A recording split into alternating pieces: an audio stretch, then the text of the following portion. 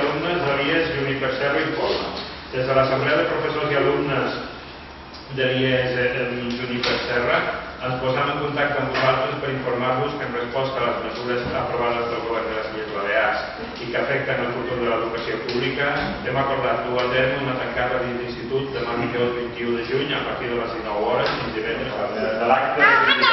Les mesures previstes per al proper curs, entre d'altres, són les següents. 1. Augment del nombre d'alumnes per classe, fins a 36 alumnes d'ESO i 42 a batxillerat. 2. 18 a recuperar.